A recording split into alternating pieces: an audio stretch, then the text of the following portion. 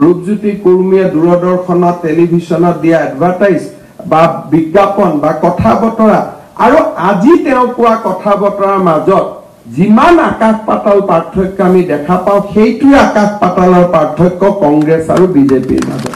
সেই ধৰণে আমি আগুৱাই গৈছো আমাৰ প্ৰথম বিজেপি চৰকাৰ হওঁতে বহুত বিজেপিৰ কাৰ্যকৰ্তাৰ মনতো আছিল যে কংগ্ৰেছৰ কালচাৰটো এতিয়া আমি ইয়াত পাই যাম গেট চলাব পাৰিম অমুক চলাব পাৰিম তমুক চলাব পাৰিম লাহে লাহে আমাৰ কাৰ্যকৰ্তাসকলে বুজি পালে যে আমি বিজেপি কংগ্ৰেছ কৰিব নোৱাৰো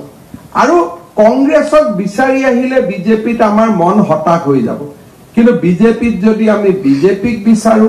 আৰু বিজেপিৰ আদৰ্শগত উত্থানৰ লগত আমি যদি নিজৰ পাৰ্সোনাল এসপাইৰেশন ফুলফিল কৰিব খুজো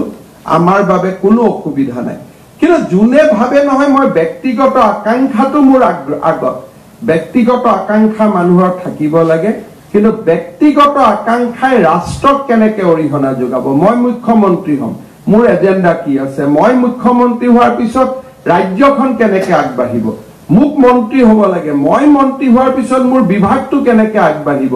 মই বিধায়ক হোৱাৰ পিছত মোৰ সমষ্টিটো কেনেকৈ আগবাঢ়িব মোৰ হাতত যদি এজেন্ডা নাই মোৰ কথা বতৰাত যদি সেই এজেন্ডাটো ফুটি নুঠে তেনে ভাৰতীয় জনতা পাৰ্টিত আমি নিৰাশ হৈ যাওঁ কিন্তু যিসকলৰ কথাই বতৰাই এজেন্ডা ফুটি উঠে তেওঁলোকে ইয়াতে গোটেই স্বৰ্গখন বিচাৰি পায় সৰু এটা মই উদাহৰণ দিছো কংগ্ৰেছত অহাৰ আগতে ৰূপজ্যোতি কুৰ্মীয়ে দূৰদৰ্শনত টেলিভিছনত দিয়া এডভাৰটাইজ বা বিজ্ঞাপন বা কথা বতৰা আৰু আজি তেওঁ কোৱা কথা বতৰাৰ মাজত যিমান আকাশ পাতাল পাৰ্থক্য আমি দেখা পাওঁ সেইটোৱে আকাশ পাতালৰ পাৰ্থক্য কংগ্ৰেছ আৰু বিজেপিৰ মাজত